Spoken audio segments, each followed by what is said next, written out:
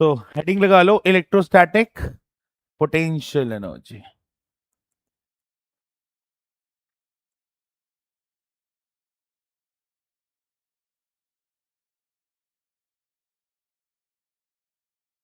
मैंने आपको डेफिनेशन बताई थी इलेक्ट्रोस्टैटिक पोटेंशियल एनर्जी की। अगर आपको चार्ज के कलेक्शन से, बहुत सारे चार्जेस है, उनके कलेक्शन से आप ये जानना चाहते हो, जैसे मैंने 4 चार्ज का सिलेक्शन किया है ना, और उसका एक कलेक्शन बनाया और उनको अलग अलग जगह पे लोकेट किया है, तो उसकी वजह से अगर आप इलेक्ट्रोस्टैटिक पोटेंशियल एनर्जी जानना चाहते हो तो आपको ये निकालना होगा कि उन सारे चार्जेस को आप इंफिनिटी से उठाकर उन पर्टिकुलर लोकेशन में लाने में जितना टोटल वर्क डन करोगे, वो उस पूरे सिस्टम की क्या बन जाएगी, इलेक्ट्रोस्टैटिक पोटेंशियल एनर्जी। तो इसका फॉर्मूला बनाएंगे हम पहले। तो देखो कैसे बनाएंगे फॉर्मूला। तो बहुत सारे चार्ज के कलेक्शन है, जैसे शुरुआत करेंगे, इसमें अलग अलग लेंगे। पहला, one charge system, one charge system के पास कितनी पोटेंशियल एनर्जी होती है, लेट्स आइडेंटिफाई। तो क्या करना है बेटा, एक ऐसे इंफिनिटी पे ऐसे बहुत सारे चार्जेस रखे हैं, Q1 Q2 Q3 Q4 Qn, कितने भी, लास्ट में हम जनरलाइज कर देंगे। ठीक है, ये सब कहां पर हैं चार्जेस सिचुएटेड, इंफिनिटी पे। और ऐसा मान सकते हैं इनके आपस में भी इन्फिनाइट डिस्टेंस है, ऐसा कुछ। ठीक है, अब मैं क्या कर रहा हूं, मैं एक सिस्टम को तैयार कर रहा हूं। इसमें क्या करता हूं, मैं इस Q1 चार्ज को उठाता हूं और इस Q1 चार्ज को इंफिनिटी से किसी पॉइंट पर लाके रखता हूं। जब मैं इस चार्ज को किसी पॉइंट पर लाके रखूंगा तो क्या यहां पर इस पॉइंट पर पहले से कोई फील्ड थी क्या, पहले से कुछ था क्या यहां पर, कुछ नहीं है। यहाँ तो पहला ही चार्ज आके रखा गया है। तो जब पहला चार्ज आके रखा जाएगा, सिंगल चार्ज, तो उसमें वर्क डन कितना होगा, क्योंकि वो किसी के प्रेजेंस में नहीं आया है, क्योंकि वो इंडिविजुअली आया है। यहां पर ना तो इस पॉइंट पे कोई फील्ड थी, ना इस पॉइंट पे कोई पोटेंशियल था, और ये चार्ज इंडिविजुअली इंफिनिटी से उठा के जब किसी पॉइंट पे आप रखोगे तो पहला चार्ज को लाने में आप वर्क डन कितना करोगे, तो वर्क डन आप करोगे जीरो। क्यों करोगे, because it has been brought from infinity to this particular point in no electric field, no value of electric field। यहाँ कोई पहले से नहीं था, ये कोई सिस्टम में पहले से कुछ फील्ड वगैरह कुछ भी नहीं थी, ना इस पॉइंट पे पोटेंशियल था। तो पहले चार्ज को लाने में वर्क डन कितना होता है, जीरो। और अगर मैं इसको ऐसे लिखूं, वर्क डन फॉर Q1, तो वो भी एक फार बेटर वर्ड है, for Q1 it is zero. So energy for a single one charge system is what? Energy for one charge system is zero. चलो इसको नोट डाउन करो, हो गया। चलो नेक्स्ट केस लेते हैं, टू चार्ज सिस्टम को। अगर दो चार्ज का सिस्टम बनाता हूं तो टोटल कितनी एनर्जी होती है। तो उसके लिए क्या करना है, फिर से देखो, टू चार्ज के सिस्टम के लिए सबसे पहले मैं Q1 को लाके रखूंगा, ये पॉइंट ले लेता हूं P1, और यहां पर लाके रखा मैंने किसको, Q1 को। तो इस Q1 को लाने में कितना वर्क डन किया, इस Q1 को लाने में मैंने वर्क डन किया जीरो। इसी पॉइंट से कुछ दूर मान लेते हैं एक और पॉइंट है P2, और यहां से यहां तक की जो डिस्टेंस है उसको मैं मान लेता हूं R12। ठीक है, और इस पॉइंट पे अब मैं अपना दूसरा चार्ज लेकर आना चाहता हूं, कौन है वो, Q2। उसको लाकर मैं इस इंफिनिटी से इस पॉइंट पे लाके रखता हूं, मैं रखता हूं यहां पर Q2 को। अब मुझे आप एक बात बताओ, ये जो Q2 मैं यहां पर आके रख रहा हूं, क्या ये किसी की प्रेजेंस में आया है, पहले से इसके आसपास कोई चार्ज मौजूद है क्या, बिल्कुल। यहाँ कौन मौजूद है, Q1 मौजूद है। और अब आपको इस बात को समझना होगा कि मैंने आपको एक फॉर्मूला बताया था पोटेंशियल का, पोटेंशियल P2 पे किसने बनाया, पोटेंशियल P2 पे किसने बनाया? तो पोटेंशियल P2 पे इस Q1 चार्ज ने बनाया है। कितना बनाया है? तो मैं लिखूंगा K Q1 और यहां से जो डिस्टेंस है वो कितनी है? R12। ये डिस्टेंस भाई, यहां चार्ज है Q1, यहां से डिस्टेंस है R12, पोटेंशियल का फॉर्मूला KQ/R पड़ा है। तो इस पर्टिकुलर Q1 ने इस पॉइंट पर इतना पोटेंशियल बनाया।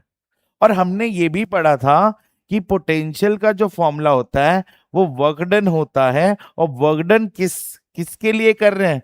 किसको लाने के लिए कर रहे हैं? Q2 को लाने के लिए। और नीचे किससे डिवाइड करेंगे? Q2 से डिवाइड करेंगे, क्योंकि इस पॉइंट पर लाकर किसको रख रहे हैं? Q2 चार्ज को। तो भाई जब Q2 को आप लाके यहां रखोगे तो अब पहले तो कोई चार्ज नहीं था, तो इसको लाने में कोई वर्क डन नहीं किया, लेकिन इसको लाने में आपको काम करना होगा। क्यों? क्योंकि ये किसी की प्रेजेंस में आ रहा है, उस पॉइंट पर पहले से कोई चार्ज अपना पोटेंशियल बना के बैठा है। याद करो स्टार्टिंग में इलेक्ट्रिक पोटेंशियल कैसे बनाते थे? किसी पॉइंट पर इंफिनिटी से उठाकर लाते थे, उस पॉइंट पर किसी चार्ज के द्वारा जो फील्ड क्रिएट होती थी उसके अंदर। वैसे ही कुछ बता रहा हूं मैं आपको। तो इस पॉइंट पर अगर पोटेंशियल पहले से किसी चार्ज ने बना रखा है तो अब आपको काम करना होगा। अब काम जीरो नहीं होने वाला है। तो ये वर्क डन कितना हो जाएगा? तो ये वर्क डन Q2 की वजह से हो जाएगा Vp2 इंटू Q2। और Vp2 कितना है? तो ये आ जाएगा KQ1 Q2/R12। इतना वर्क डन करना पड़ेगा। तो वर्क डन Q2 को लाने में हमने कितना किया? हमने किया KQ1 Q2/R12। तो दो चार्ज के सिस्टम बनाने में टोटल वर्क डन कितना हुआ? इन दोनों को जोड़ेंगे, और जब दोनों जुड़ जाएंगे, क्योंकि नेट वर्क डन होता है, वही एनर्जी बनती है, तो जो एनर्जी बनेगी दो चार्ज के सिस्टम बनाने में, मतलब Q1 एंड Q2 के सिस्टम को बनाने में, वो कितनी होगी? WQ1 plus WQ2। और ये क्या आ जाएगी? तो WQ1 तो जीरो है, तो ये आ जाएगी KQ1 Q2/R12। नोट डाउन कीजिए इसको।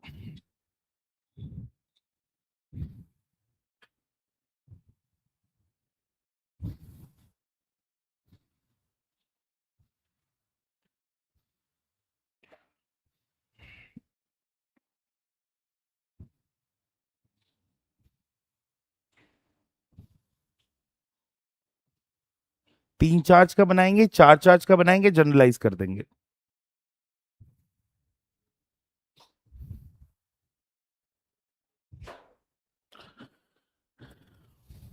फिर से अब बनाएंगे क्या? Three charge system.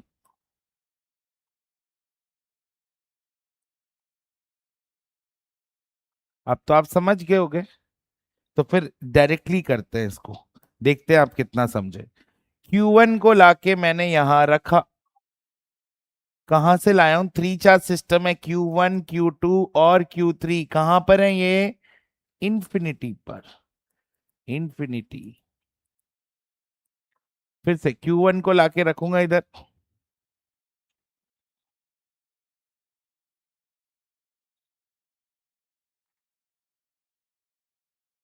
कितना वर्क डन किया मैंने?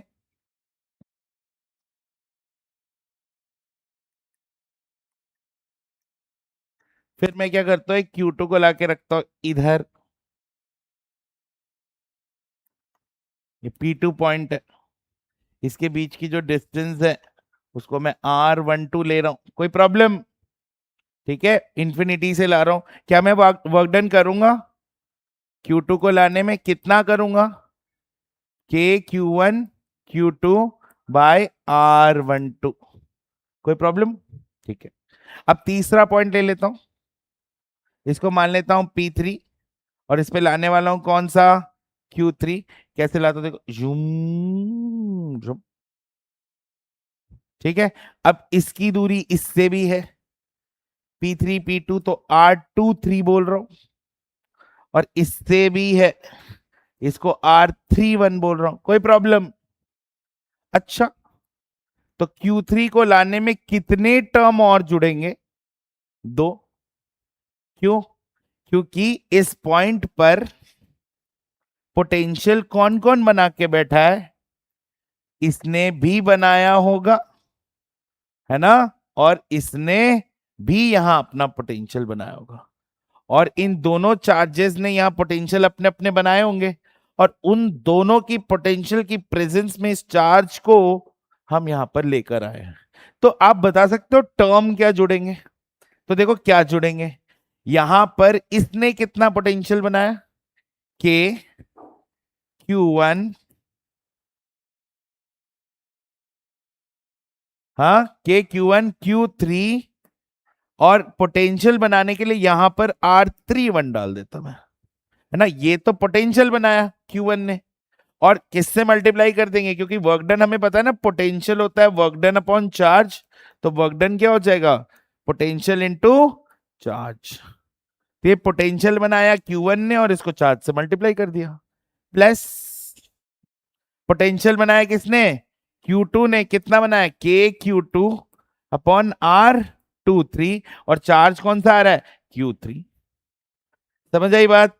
तो टोटल वर्क डन कितना होगा बेटा? जो भी टोटल वर्क डन होगा वही क्या बनेगा? एनर्जी 3 चार्ज सिस्टम का। और कितना हो जाएगा ये? WQ1 plus WQ2 plus WQ3, KQ1 Q2 bye R12, KQ2 Q3 bye R23। ठीक है, KQ3 Q1 बाय R31। ये हो जाएगी total energy of 3 charge.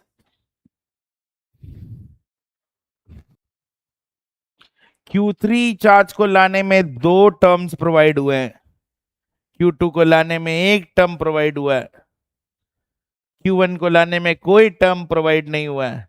Q1 को लाने में कोई टर्म नहीं, Q2 को लाने में 1 टर्म, Q3 को लाने में 2 टर्म। तो Q4 लेकर आता तो और कितने टर्म जुड़ते? हाँ हाँ, 3 और जुड़ते।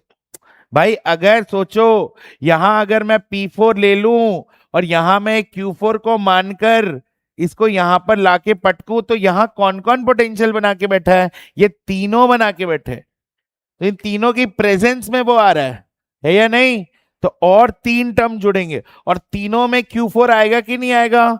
बिल्कुल आएगा। और पोटेंशियल किस किस के आएंगे?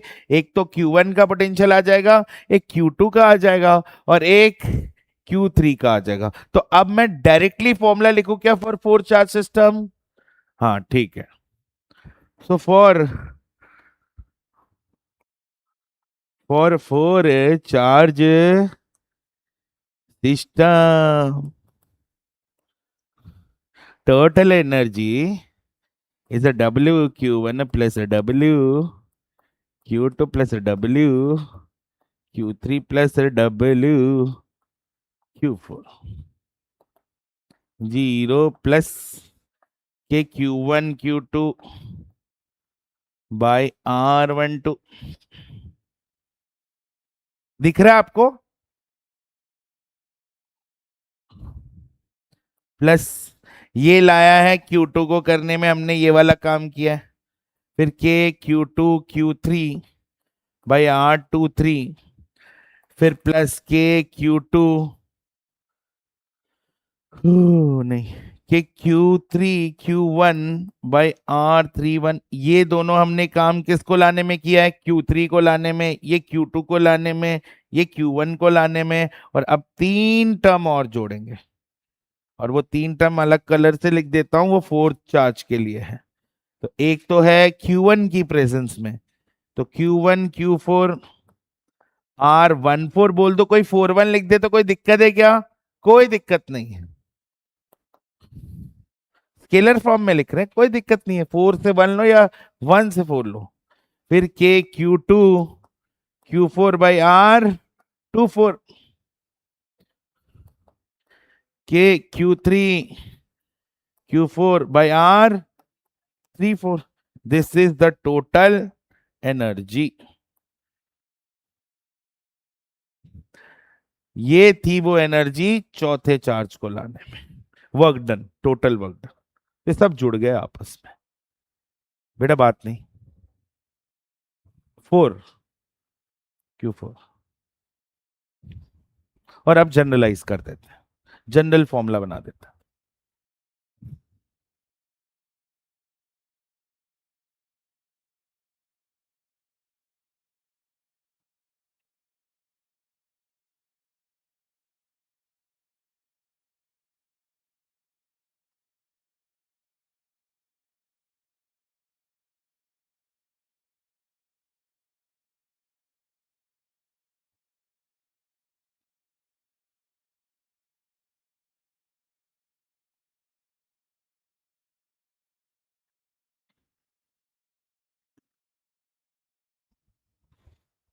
डबल समेशन पहली बार।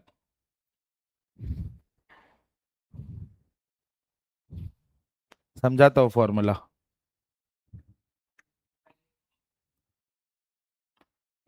और ये हाफ क्यों मल्टीप्लाई किया है ये भी बताता हूं।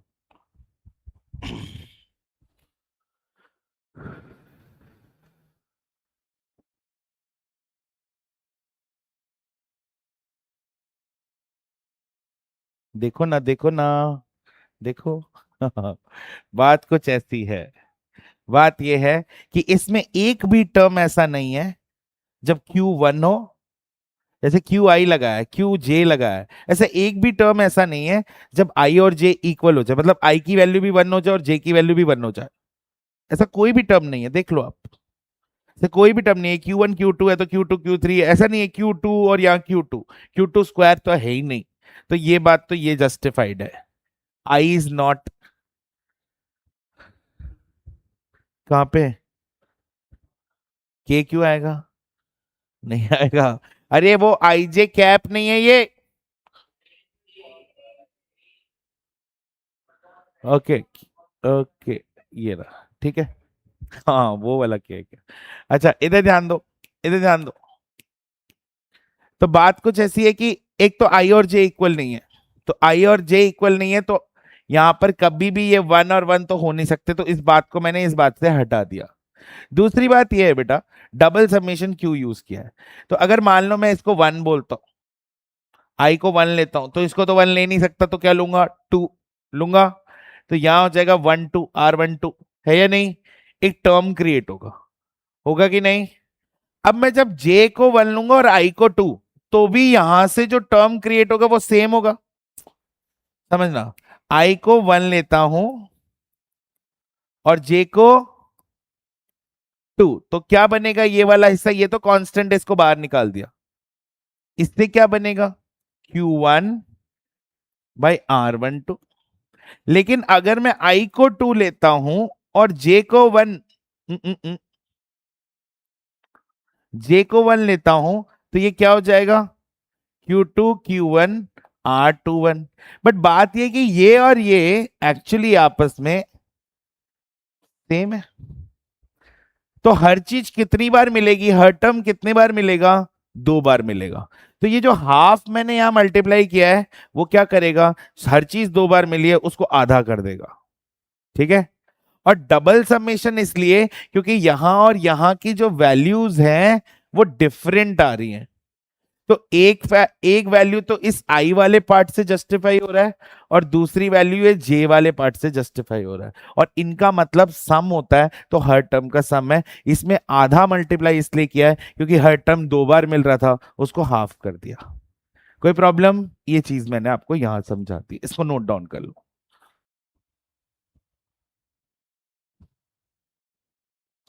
डन है बेटा? कंप्लीट, ठीक है। नेक्स्ट हेडिंग लगाओ। इलेक्ट्रो इलेक्ट्रोस्टैटिक पोटेंशियल एनर्जी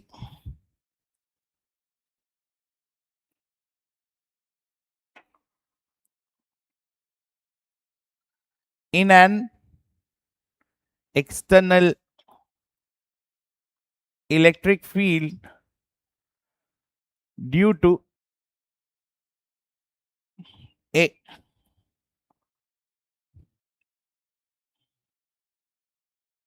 अ पॉइंट चार्ज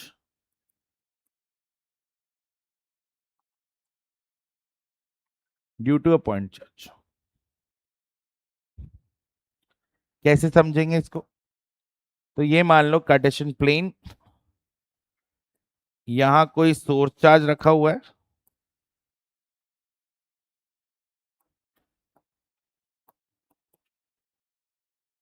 और इसने अपनी यहां से कुछ दूर किसी पी पॉइंट पर, जो कि आर वेक्टर पे है, अपनी कोई ना कोई वैल्यू, दो वैल्यू देगा। कैसी कैसी वैल्यू, कौन कौन सी वैल्यू देगा बेटा? एक तो वेक्टर वाली वैल्यू देगा, इलेक्ट्रिक फील्ड देगा। एक स्केलर वाली वैल्यू देगा, देगा कि नहीं? मतलब इलेक्ट्रिक पोटेंशियल देगा। एक सोर्स चार्ज रखा है लगभग ओरिजिन पे, आप इस बात को समझ सकते हो। इसने एक एक्सटर्नल फील्ड बना रखी है, और इस पी पॉइंट पे हम बात कर रहे हैं। यहां पर इसकी फील्ड की भी वैल्यू होगी, यहां पर इसकी पोटेंशियल की भी वैल्यू होगी। और अब इसकी एक्सटर्नल इलेक्ट्रिक फील्ड की प्रेजेंस में मैं इंफिनिटी से किसी चार्ज Q को, इसको सोर्स चार्ज को कैपिटल Q मान लेता हूं, ठीक है? उसका फॉर्मूले में कोई यूज नहीं है वैसे तो। इस इंफिनिटी से इस Q चार्ज को लाकर यहां प्लेस करना चाहता हूं। तो जब इस Q चार्ज को इंफिनिटी से इस P पॉइंट पे लाके रखूंगा, तो क्या मुझे काम करना होगा? क्या मुझे वर्क डन करना होगा? क्यों? क्योंकि यहां पर पहले से एक एक्सटर्नल इलेक्ट्रिक फील्ड है, और उसी के किसी पी पॉइंट पर आप उसको लाके रख रहे हो। पहले से कुछ नहीं होता तो कोई काम करना नहीं होता, लेकिन पहले से फील्ड का पूरा सिस्टम तैयार है। सोर्स चार्ज ने अपनी फील्ड बना रखी है उस पॉइंट पे। तो इसका फॉर्मूला क्या होगा? तो इसका फॉर्मूला हम इसी से निकालेंगे कि पोटेंशियल होता है वर्क डन अपॉन चार्ज, और वर्क डन को मैं मान सकता हूं पोटेंशियल एनर्जी अपॉन चार्ज। तो पोटेंशियल एनर्जी हो जाएगा चार्ज इंटू पोटेंशियल, होगा कि नहीं? अब चार्ज तो हमने क्यू माना है, तो इसको क्यू छोड़ देते हैं। और पोटेंशियल कितने पोजीशन वेक्टर पे है? आर वेक्टर पे। किस पे है? आर वेक्टर पे। तो यहां पोटेंशियल हम ब्रैकेट में लगा देंगे आर। ये इसका फॉर्मूला हो जाए। जो भी पोटेंशियल की वैल्यू आएगी पर्टिकुलर, वो हम यहां पुट कर देंगे। कर लो इसको नोट डाउन। और आर वेक्टर क्या है? Position vector.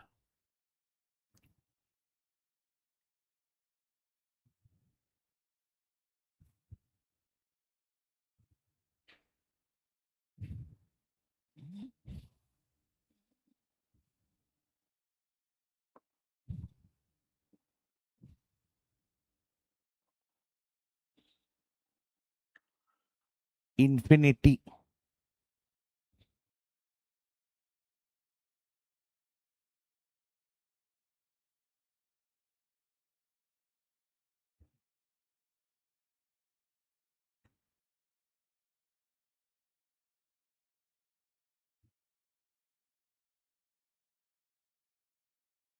मतलब उस पॉइंट पे सोर्स चार्ज की फील्ड है ना, तो उस पॉइंट पे इलेक्ट्रिक फील्ड की भी वैल्यू होगी, और पोटेंशियल की भी कुछ ना कुछ वैल्यू होगी।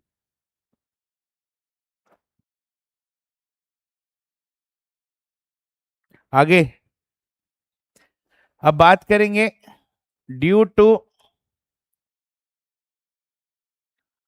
To point charges. सब एक्सटर्नल इलेक्ट्रिक फील्ड में बात हो रही है।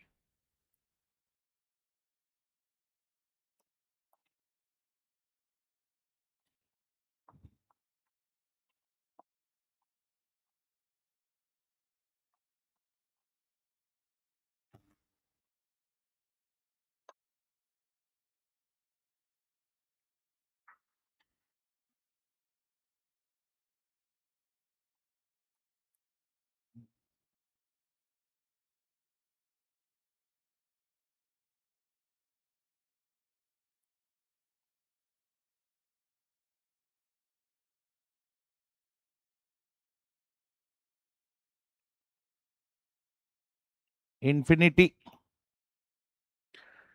यहां पर भी इस कैपिटल क्यू सोर्स चार्ज ने जो एक्सटर्नल इलेक्ट्रिक फील्ड क्रिएट की है, उसकी वजह से इन दोनों पॉइंट्स पे क्या होगा? पोटेंशियल भी होंगे और इलेक्ट्रिक फील्ड की वैल्यूज भी होगी। इसी पॉइंट पर इलेक्ट्रिक फील्ड भी होगा, उसको E1 वेक्टर बोल देता हूं, पोटेंशियल भी होगा जिसको V1 बोल देता हूं। और इस पॉइंट पर इलेक्ट्रिक फील्ड भी होगा, इट इज E2, और पोटेंशियल भी होगा विच इज V2। सबसे पहले मैं इस Q1 को लाता हूं और इस पॉइंट पर रखता हूं सबसे पहले। तो कितना वर्क डन करना होगा मिस्टर रितेश? एक्सटर्नल फील्ड में एक P1 पॉइंट पे किसी चार्ज को लाया जा रहा है, यही है फॉर्मूला। तो क्या लिखेंगे? Q1 इंटू V1, और ये है R1 पोजीशन वेक्टर पे। वर्क डन जब Q2 को लाके करेंगे तो निखिल क्या लिखेंगे बेटा? यहां पर ला रहे हैं हम Q2 को। जब लाओगे तो ये डिस्टेंस लेनी पड़ेगी क्या? क्यों? क्योंकि ये Q2 जो आएगा वो एक्सटर्नल इलेक्ट्रिक फील्ड में तो आ ही रहा है, साथ ही साथ वो इस Q1 की प्रेजेंस में भी आ रहा है। तो यहां एक डिस्टेंस लेनी पड़ेगी। कोई दिक्कत? जो भी वेक्टर होगा उसका स्केलर फॉर्म ले लेंगे, मैग्नीट्यूड ले लेंगे। Is that clear? तो यहां क्या करेंगे बेटा, हमें लिखना होगा एक तो एक्सटर्नल इलेक्ट्रिक फील्ड में तो Q2 into V2 R2 plus के Q1 Q2 बाई R12। तो टोटल कितनी हो गई एनर्जी? इन दोनों को क्या करेंगे? ऐड कर देंगे। ये सब एक्सटर्नल इलेक्ट्रिक फील्ड में बात हो रही है, आपको समझ आ रहा है बेटा?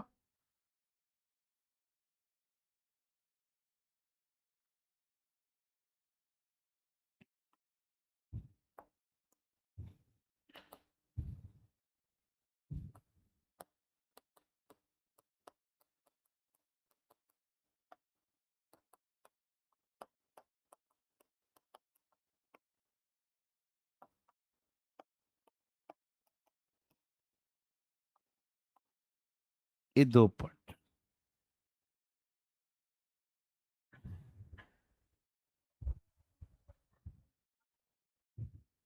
आर पोजीशन वेक्टर है, मतलब कहीं ना कहीं किस जहां पर सोर्स चार्ज रखा गया है उसी के,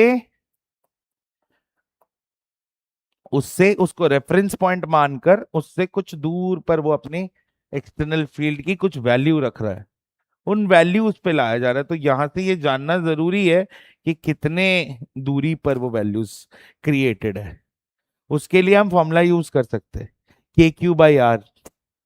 एक्सटर्नल के लिए हम वो यूज कर सकते हैं। तो अगर न्यूमेरिकल फॉर्म में आएगा तो हम इन वैल्यूज को इजीली पुट कर लेंगे। या फिर पोटेंशियल क्वेश्चन में दिया होगा एक्सटर्नल इलेक्ट्रिक फील्ड के इस पॉइंट पे इतना पोटेंशियल है, इस पॉइंट पे इतना है, वहां हम दो चार्जेस को लाना चाहते हैं, एक का चार्ज इतना है दूसरे का इतना है, तो क्या होगा टोटल एनर्जी?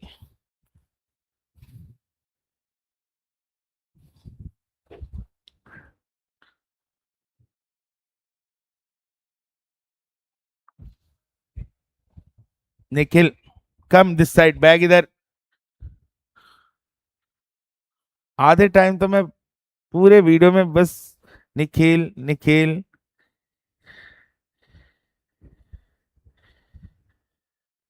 तू ऑलरेडी फेमस है, तेरी फोटो लगी थी उधर, पता है तेरे को? जब कुछ घोषणा करनी होती है किसी के बारे में उसकी फोटो लगती है, या तो वो बहुत पॉपुलर होता है, अनपॉपुलर होता है।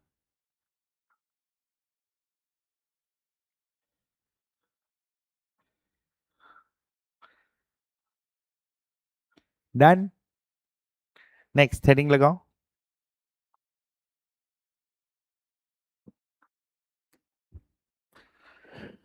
Potential energy stored,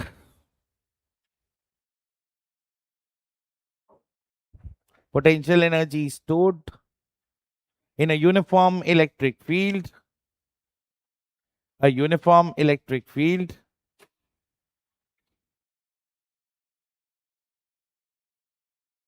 due to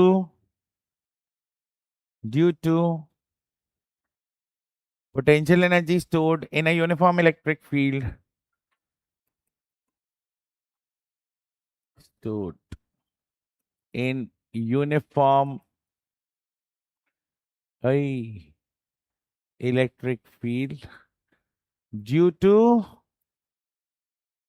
rotation of a dipole.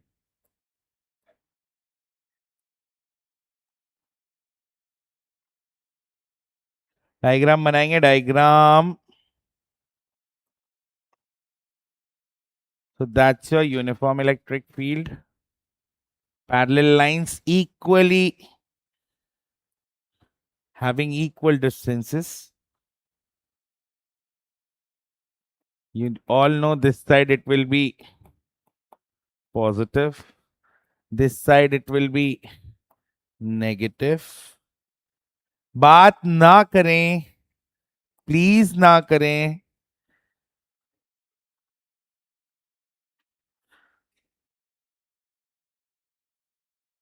This is the initial position of the dipole.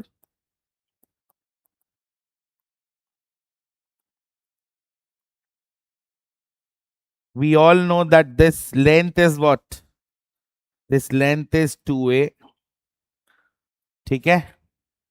Here it is and here, both the places. एक जगह पे हम रखेंगे -q और एक जगह पे +q. ये p वेक्टर है और ये e वेक्टर है. e वेक्टर की डायरेक्शन चेंज नहीं होगी, वो तो कॉन्स्टेंटली इसी डायरेक्शन में है. और यहां कुछ एंगल बन रहा है जिसको मैं θ1 बोल रहा हूं. ठीक है? और आपको पता है जब किसी डाइपोल को यूनिफॉर्म इलेक्ट्रिक फील्ड में रखा जाता है तो उस पर नेट फोर्स कितना लगता है? F net 0. इसलिए there is no linear motion. But you also know that यहाँ कपल ऑफ फोर्सेस एक्ट करते हैं जिसकी वजह से क्या प्रोड्यूस होता है? टॉर्क. और उस टॉर्क का फॉर्मूला क्या होता है? PE sine theta. ठीक है? अब अगर ये डाइपोल अपनी इनिशियल पोजीशन से किसी और पोजीशन पर घूमेगा, से मान लेते हैं एक और इसकी पोजीशन लेते हैं. आप इसको इनिशियल वाले पोजीशन को डॉटेड लाइन से बनाना, क्योंकि आप कैसे डिफरेंशिएट करोगे? मेरे पास तो हाँ भिन्न भिन्न प्रकार के पेन है, बट आपके पास भिन्न भिन्न कुछ नहीं है. आपके पास है सिर्फ सोचने की क्षमता. और ये मान लेते हैं ये अपना P इधर की डायरेक्शन में आ जाएगा, और तब यहां से यहां तक का एंगल को मैं θ2 मान रहा हूं.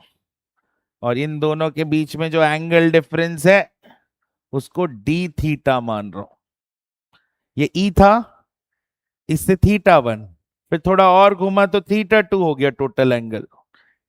θ1 फिर थोड़ा और घुमा तो θ2. और इन दोनों के बीच की जो दूरी है, जो कि बहुत ज्यादा जरूरी है. अबे ये दिस वन,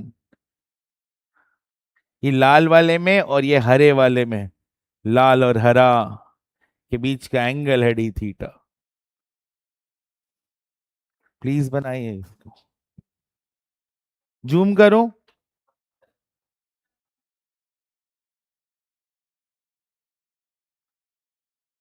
अब तो दिख रहा होगा यार.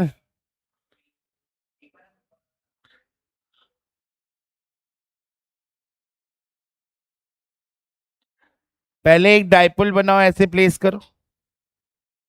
ई बनाओ, एंगल मार्क करो θ1 P, उसके P और E के बीच का एंगल θ1 मार्क करो.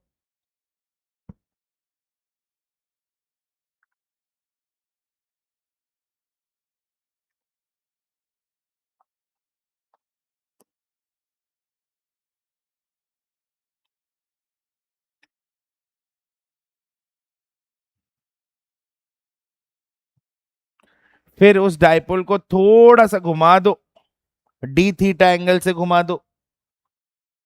हाँ बहुत बढ़िया यार बेटा, शाबाश।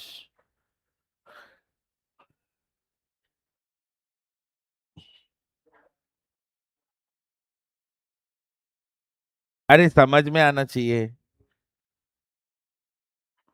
बेटा, सारे ये एंगल ई से मार्क किए मैंने। पहले ये पी के साथ थीटा 1, फिर जब वो घूम गया डायपोल तो फिर से वापस पी इधर शिफ्ट हो जाएगा, तो उसको ई के साथ मैंने थीटा 2।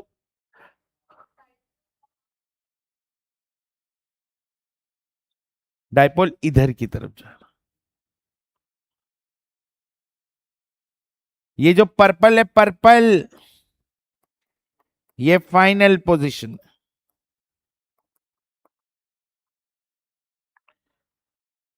जल्दी करें।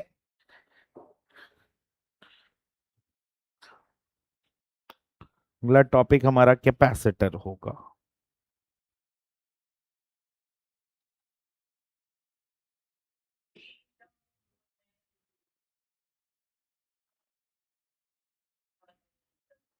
हाँ, डी थीटा क्या है? D theta is a very small angle and it is nothing but, यहां से ये जो, यहां से ये वाला पी, नया पोजीशन जो पी का है वो इस ई के साथ थीटा 2 का एंगल, और पुराना वाला जो पी का पोजीशन है ये वाला, उसके साथ थीटा 1 का एंगल, मतलब डी थीटा है थीटा 2 माइनस थीटा 1। समझ आया बेटा? शाबाश, तू एक बार में समझता है यार, बहुत बढ़िया। Small amount of work done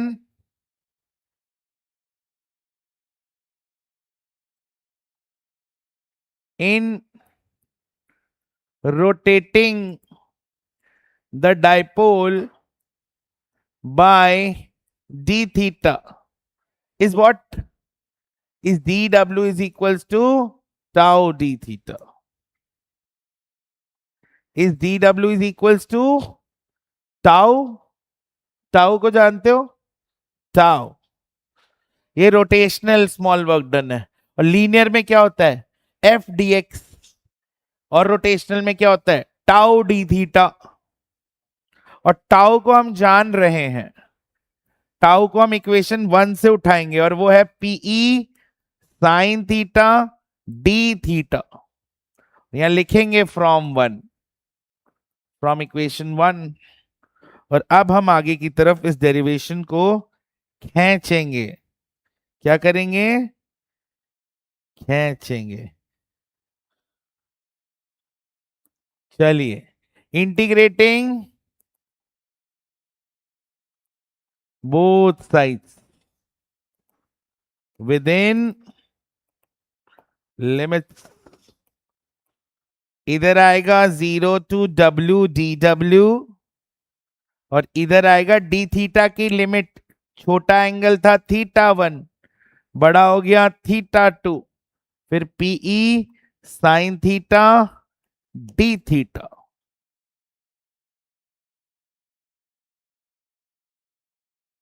ये आ जाएगा W लेफ्ट हैंड साइड में। इसमें P बाहर निकाल लेंगे, कांस्टेंट है। और साइन थीटा का इंटीग्रेशन होता है माइनस का कॉस थीटा। ये थीटा 1 और थीटा 2, इस माइनस को बाहर ले लेते हैं।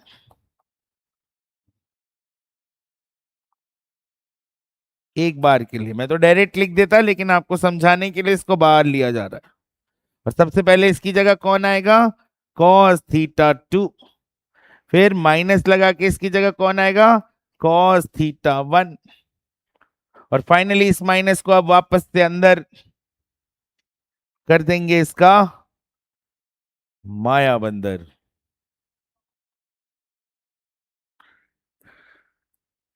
क्या बेटा? W is equals to PE cos theta 1 minus, ये कौन सा कॉस बन गया? Cos theta 2। And this will be as potential energy.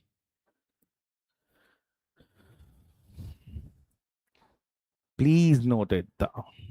From your, अभी लेंगे, अभी कॉस को कॉमन नहीं ले सकते, नेवर। एंगल है बेटा, कैसे कॉस कॉमन होगा? come to this place. Already visited. Next location.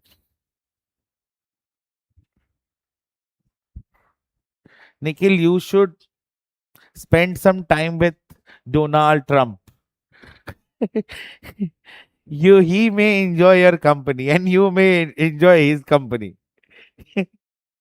क्या जोड़ी होगी जब आप और डोनाल्ड ट्रंप साथ में होंगे? आप पूरी दुनिया की बातें कर लेंगे. He is the most funny man.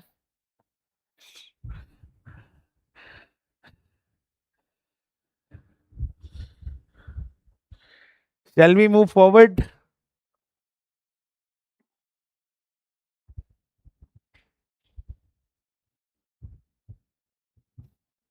आपको भी लग रहा है सही जोड़ी है डोनाल्ड ट्रंप और निखिल की.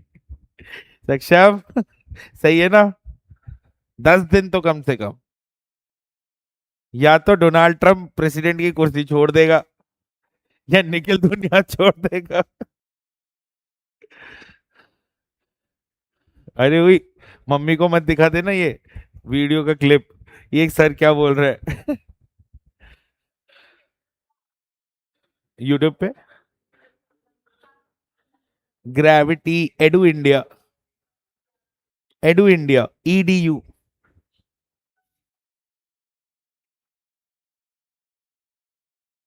हाँ वापस देख सकते हो आप.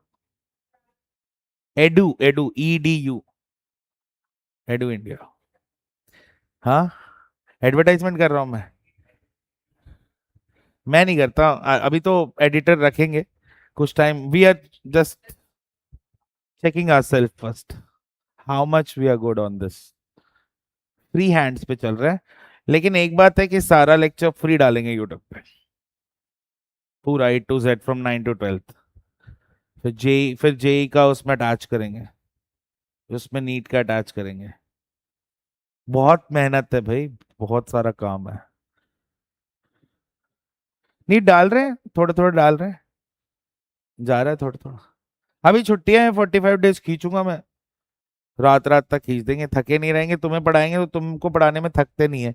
लेकिन 100 बच्चों को पढ़ाने में थक जाते हैं. वो बहुत हेक्टिक हो जाता है.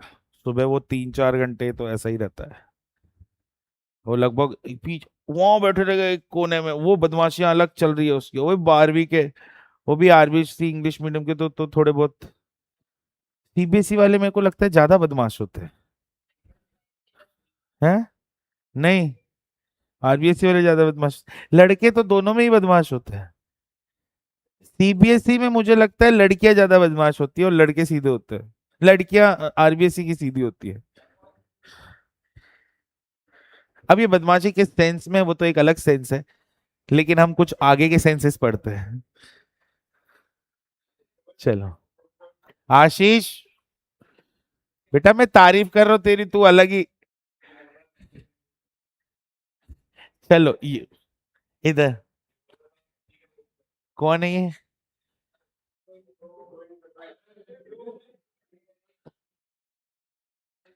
अरे जिसकी तरह भी लगते हैं भगवान की दया से सब बढ़िया है.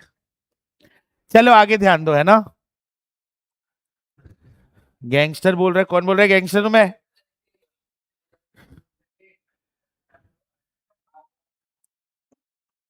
यार तुम सीधा इतनी बड़ी बड़ी बातें कैसे सीधा ही आतंकवादी घोषित करोगे किसी को? ऐसे नहीं बोलते. कोई बुरा मान जाएगा. आपको नीचे से उठा ले जाएगा. आप नीचे नहीं जाओगे तो भी आपको नीचे बुलाया जाएगा उठाने के लिए कि आइए आपको उठा के लेके जा रहे हैं. आज आपकी शादी है. चलो इस इसके कुछ स्पेशल केसेस. बस बेटा बात नहीं हो गया. Special cases. स्पेशल केसेस करेंगे. पहला अगर इनिशियल एंगल इलेक्ट्रिक फील्ड के साथ 0 हो जाए एंड फिर हम इस फाइनल एंगल को थीटा मान लेते हैं. थीटा 2 को क्या मान लेते हैं? थीटा. इस चीज को इस पे अप्लाई करते हैं. फॉर्मूला क्या बनेगा? U is equals to PE cos 0 degree minus cos, और ये हो जाएगा पीई 1 - कॉस थीटा। अगर इनिशियली, इसका मतलब क्या है, if initially P vector was parallel to E vector, तो ये उसके लिए है।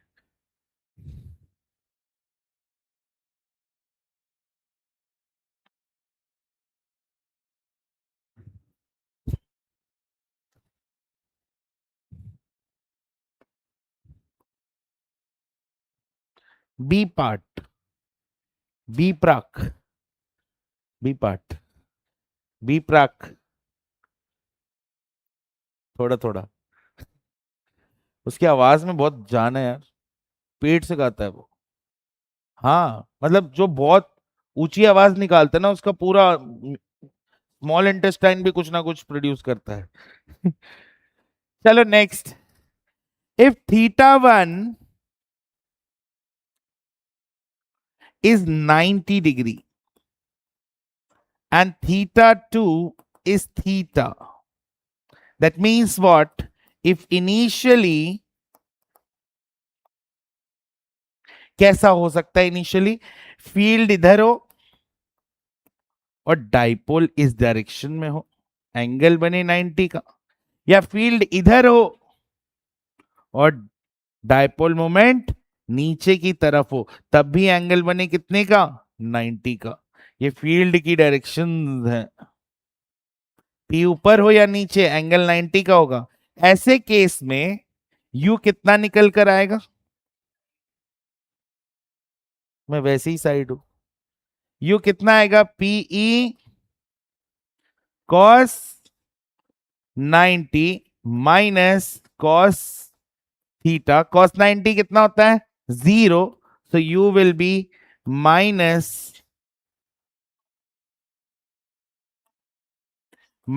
पीई कॉस थीटा, और इसको हम लिख सकते हैं minus P vector dot E vector. ये लिखिए प्लीज।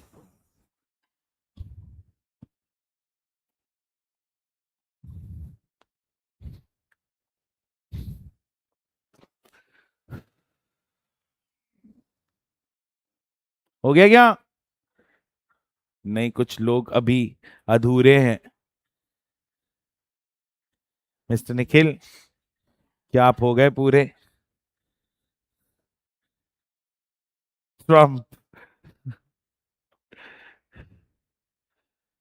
टू फ्रेंड्स, बोलेगा हेलो यंग फ्रेंड, ऐसे ही तो बोलेगा, कैसे एक्सेंट, कैसा वो अजीब सा एक्सेंट है उसका। वो ऋतिक रोशन की तरह तो नहीं बोलेगा हेलो आंटी, वो एक अलग ही एक्सेंट। ऋतिक रोशन जब अपने, हमारे टाइम पे जब वो आया था 99 में एज एन हीरो, भाई साहब अलग ही लेवल था उसका। मतलब वो ऐसा था कि उसने पीछे के जितने हीरो सारे साफ कर दिए एक साथ ही, उसकी एंट्री इतनी भयंकर हुई थी, फादर ने पूरी जान लगा दी उसकी एंट्री में ही। उसकी पहली मूवी इतनी खतरनाक, और वो लग भी बहुत जोरदार था। वो उस टाइम एक भयंकर सा, ही वॉज लाइक, पूरा मेस्मराइज कर दिया था उसने इंडिया में, कि कोई एक अलग ही आया है, हेलो आंटी ऐसे आता था वो, एक बात भी ऐसी करता था वो, एक्सेंट भी उसका ऐसे ही था। तो एकदम ही ऐसे, मतलब वो फेक एक्सेंट होता है ना, वो फेक एक्सेंट, वो थोड़ा इंडियन तो है लेकिन फॉरेन मिक्स कर रहा है वो, वैसा। क्योंकि उससे पहले के सारे हीरोज इंडियन ओरिजिन के लगते थे, but he was a little different, क्योंकि वो डांस कर रहा था, वो ब्रेक डांस वगैरह, वो सारा कुछ वैसा कोई पहले करता नहीं था। पहले तो हाथ ही नहीं हिलाए जाते थे हीरो से, तो ऐसी सिचुएशंस थी। खैर, अब तो सारे ही वैसे हो गए। चलिए, क्या मतलब है हमें उनसे, हम तो बात करते हैं न्यूटन की। न्यूटन भी एक हीरो थे, आज तक बर्बाद कर रखा है उन्होंने। चलो जी, इसको कैसे देखते हैं हम, बहुतों को आबाद कर रखा है और बहुतों को बर्बाद। इसमें अब तीन केसेस बनते हैं बेटा।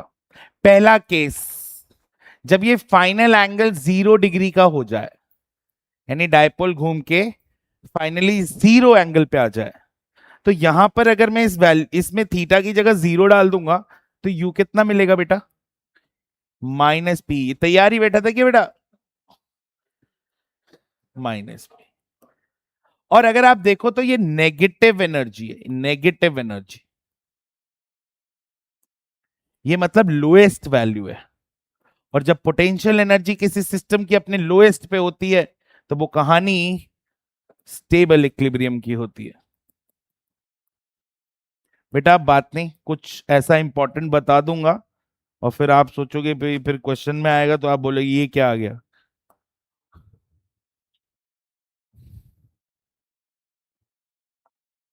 स्टेबल इक्विलिब्रियम इसी से जोड़ देते हैं।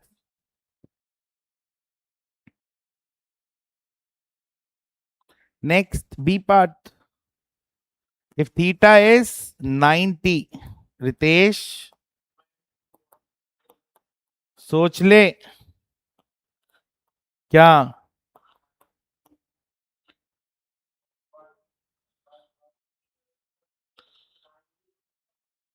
cos 90 की वैल्यू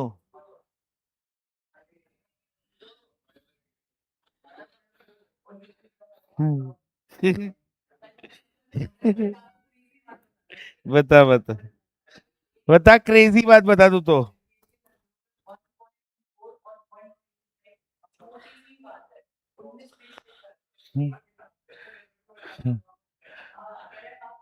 हाँ तो वो ये तो अब अब वो एनेस्थीसिया देगा डॉक्टर बनने के बाद, तो 19-20 का फर्क में निकल जाएगा भाई पेशेंट। ओए ऐसे कैसे उसको डिमोटिवेट कर रहा है? u is equals to 0, and when u is 0 the case is of neutral equilibrium. And the third and the last case is of C, when the final theta angle becomes 180 degree. When it becomes 180 degree, u will be what? It will be minus PE cos 180, और cos 180 की value कितनी होती है? -1. So this u is positive PE. Oh, is positive PE, and this value is maximum.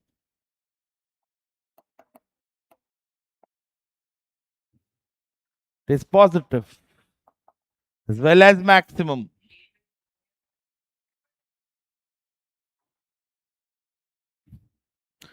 And since it is maximum, so it will be a case of unstable equilibrium. Please note it down. So 3 special cases. Nakhel. नाखेल। 1 घंटा भी बहुत होता है यार, ऐसे खूब सारा पढ़ लेते हैं अपन 1 घंटे में। कहाँ अभी बहुत पढ़ेंगे, अभी आगे बढ़ेंगे। हाँ बेटा, पियो पियो पियो। कौन बोला? कौन बोला छुट्टी? तू रितेश के पीछे पड़ा है, ज्यादा अच्छी दोस्ती हो गई है। वो भेज दे इसको, टिकट कटा है इसका ट्रम्प का। Location Trump. मैं इतना ज्यादा ट्रम्प यूज कर रहा हूँ, कहीं एफबीआई वाले मेरे पीछे पड़ जाए। उठा लाओ इसको। कौन है ये? और वो सही में पता भी नहीं चलता कब साफ कर देते हैं। बट मुझे क्यों ही मारेंगे यार वो, है ना? मैंने किसकी 2 गज जमीन छीन ली। चलो आगे बढ़े। ठीक है, नेक्स्ट हेडिंग लगाएंगे, टाइप्स ऑफ इलेक्ट्रिकल डिवाइसेस, और 3 कॉलम बनाएंगे। पूरी क्लास 11 की फर्स्ट बुक में हम 3 डिवाइसेस पढ़ने वाले हैं।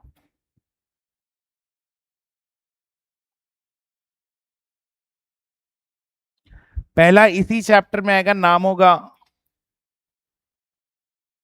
कैपेसिटर। थोड़ा सा इसको अपन, एक मार्जिन वाला कॉलम भी है ना हमारे पास, ठीक है। एक होगा रेजिस्टर, जो इसके बाद वाले चैप्टर में आएगा, और एक चैप्टर नंबर 6 में आएगा, नाम होगा इंडक्टर। इन तीनों को हमें पढ़ना है, तीनों की अपने अपने काम, अपने अपने प्रॉपर्टीज।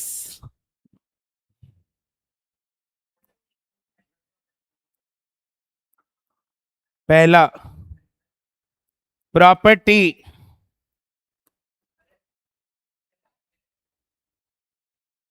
अभी नहीं बताऊंगा, तेरी फालतू की बातों के लिए टाइम नहीं है मेरे पास। प्रॉपर्टी, इसकी प्रॉपर्टी को बोलते हैं capacitance. And what is it?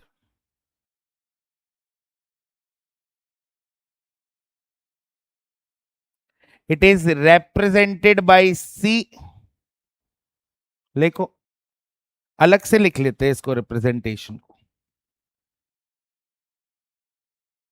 इसकी प्रॉपर्टी को बोलेंगे रेजिस्टेंस, और इसको बोलेंगे inductance. Inductance is of two types, self and mutual.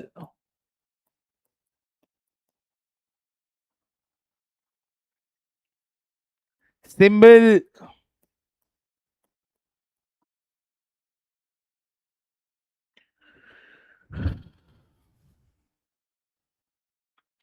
Capital C, capital R, this will be capital L, this will be capital M, mutual inductance। C, shape, shape में भी दो parts हैं, constant वाला और दूसरा वेरिएबल वाला।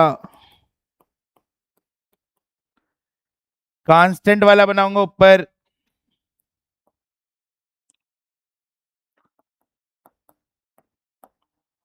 ये battery से कनेक्टेड होते ही एक साइड पॉजिटिव दूसरा नेगेटिव हो जाएगा। नो नो, रुक जा, रेजिस्टर बना ले पहले।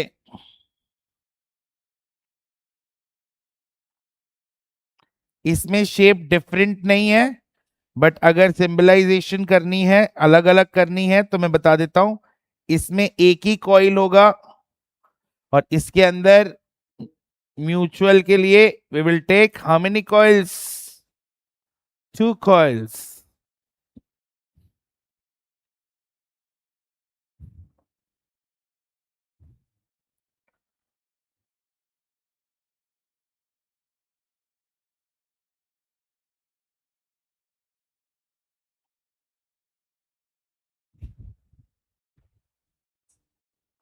वेरिएबल क्या खींच दूं?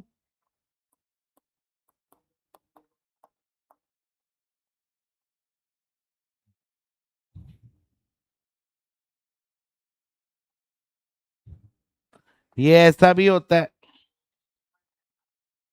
क्लास 10th में पढ़ा था आपने, रिहोस्टेट, सब याद है आपको। कितने बड़े चिंटू हो आप, चिंटू द दोस्त ऑफ। बेटा ये जो सिंबलाइजेशन मैं कर रहा हूं, ये दो कॉइल जब होते हैं तो ही म्यूचुअल इंडक्शन होता है। Symbolization is just for connecting the two coils, nothing else. दोनों कॉइल की ही प्रॉपर्टी होती है।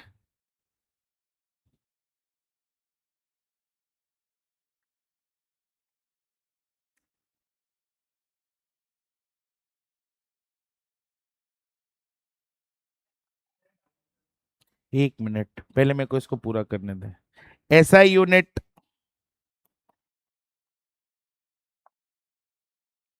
डायमेंशंस की बात जब डिस्कशन होगा तभी उसके साथ ही करेंगे, अभी तो सिर्फ एसआई यूनिट लिखते। इसका होगा फैरिड, कैपिटल एफ। इसका तो आप जानते हो, ओम। और इसका हेनरी, कैपिटल एच।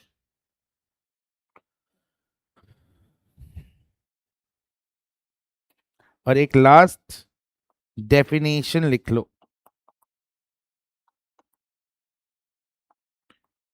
मैं बता रहा हूं, पहले लिखो, पहले लिखो capacitor, a device which is used,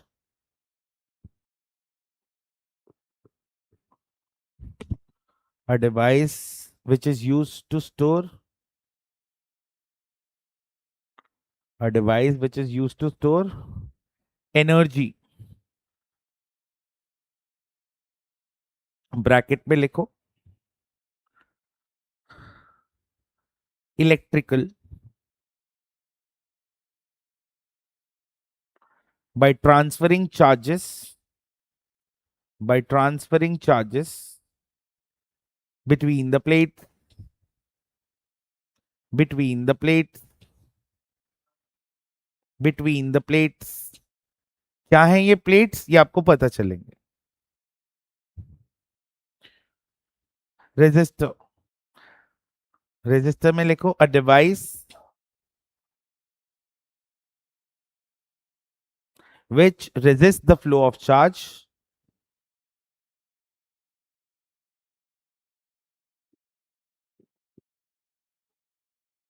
and produce some output, produce some output power। Next, इसके इंडक्टेंस की लिख लो,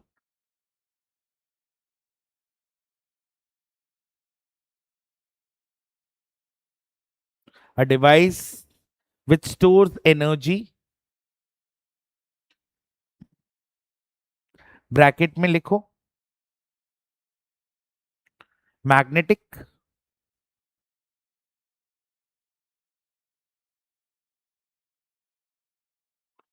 due to, due to the flow of charges, that is current, due to the flow of charges that is current through it, that is current through it,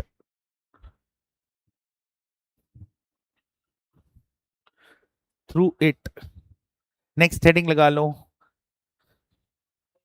capacitance,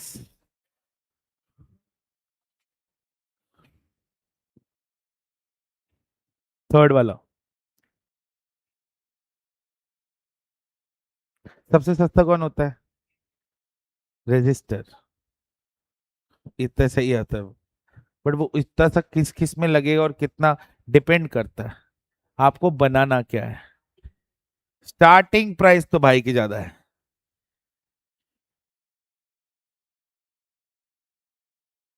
4-5 रुपए, इतनी होती है। और क्या, capacitor तो ये रहा अपना। हाँ वो फैन में वो व्हाइट कलर का लगा रहता है ना वो। अरे वो तो डिपेंड करता है ना, साइज कितनी बना रहे हो, साइज क्या है, शेप। यार ये क्या बात है।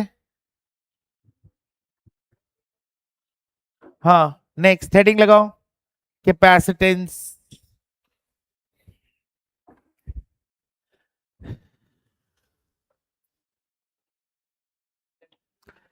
लिखो the property of a conductor,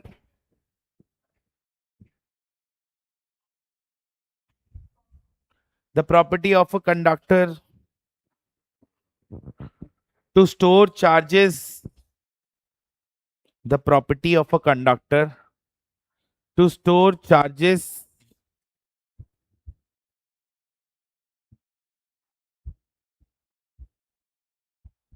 over its surface,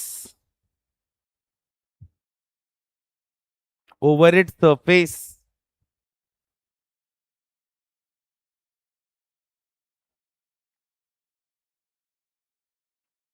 full stop. ठीक है, तो बात क्या है? तो देखिए इधर, आज मैं कष्ट नहीं करेंगी। ये है एक हॉलो कंडक्टर, और इस भाई का जो रेडियस है, भाई का रेडियस, वो आर है, और मैं इससे छीन रहा हूं, क्या छीन रहा हूं? इलेक्ट्रॉन्स। और अगर मैं इससे छीनूंगा क्या? इलेक्ट्रॉन्स, तो धीरे धीरे और ज्यादा और ज्यादा और ज्यादा पॉजिटिव चार्ज इसके सरफेस पे एक्यूमुलेट होते जाएंगे। कहने का मतलब, एक्यूमुलेट होने का मतलब ये पॉजिटिव चार्ज बॉडी बनता जाएगा। ठीक है, ये इसका सेंटर है। और आप ये जानते हैं कि सर जो पोटेंशियल का फॉर्मूला होता है वो तो के क्यू बाय आर होता है। के क्यू बाय आर डिस्टेंस पे है, तो सरफेस का जो पोटेंशियल है, will derive it also. Surface का जो पोटेंशियल है, that is what it is, it is what, के क्यू बाय आर। और आप देखो तो इसका रेडियस तो कांस्टेंट है, इसके रेडियस में तो कोई चेंज ही नहीं आ रहा। तो चेंज किस चीज में आ रहा है? के में चेंज आ ही नहीं रहा, वैक्यूम में।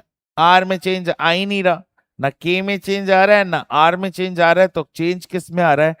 चार्ज में चेंज आ रहा है, क्योंकि मैं इससे कंटिन्यूसली इलेक्ट्रॉन लेते जा रहा हूं। तो कहीं ना कहीं मैं ये कहूं कि potential is directly proportional to charge. जितना ज्यादा चार्ज होगा सरफेस पे, उतना ही ज्यादा पोटेंशियल। या मैं इसका उल्टा कह दूं कि charge is directly proportional to potential. क्या ये भी सही है? सरफेस का पोटेंशियल जितना ज्यादा होगा उतना ही उसके ऊपर चार्ज होगा। कह सकता हूं दोनों ही बातें सही हैं। बात ये कि ये वाली बात भी सही है, ये वाली बात भी सही है, बट ये वाली जो बात है वो हमें डायमेंशनली करेक्ट रास्ते पर लेकर जाती है। इसलिए हम ऊपर वाला नहीं, नीचे वाला फॉर्मूला यूज करते हैं। तो Q is proportional to actually what? Potential. More the potential of the surface, the more is the charge present over it. And now when I remove this proportional sign, we add a constant, and that proportionality constant is called capacitance. नया formula मिला आज, Q is equals to CV। ये तो याद रहेगा, please note it down. बस खत्म करो, अगली क्लास में इसको और ढंग से खोल देंगे, अगर आप टाइम से आएंगे।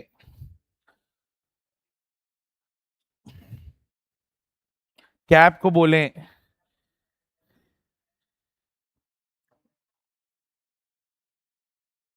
अच्छा ऐसा यूनिट मैंने आपको बताई थी, क्या थी? Farad. Capital F, and so I can write C as Q upon V. So 1 farad is equals to 1 coulomb upon 1 volt. ऐसा भी लिख सकते हैं। And if it is written like this, that 1 farad is 1 C V inverse, that is also correct. Any problem? Now, let's do two things. पहला तो एक तो बात यह है कि what is, अच्छा एक नोट डालेंगे, नेक्स्ट क्लास में इस बात को प्रूव करेंगे। 1 farad is a very large value of capacitance. इस बात को प्रूव करें।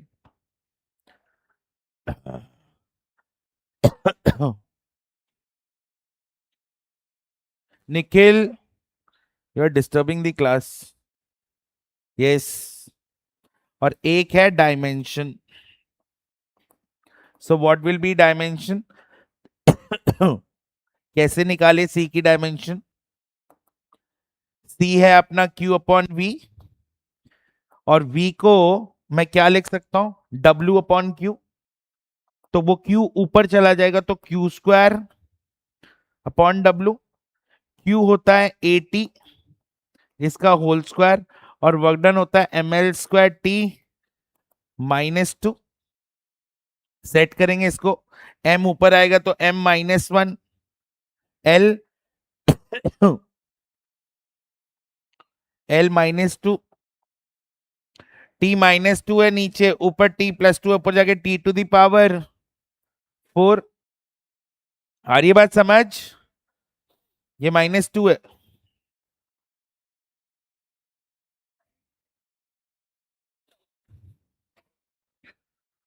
और a⁴ so that is the dimension of capacitance.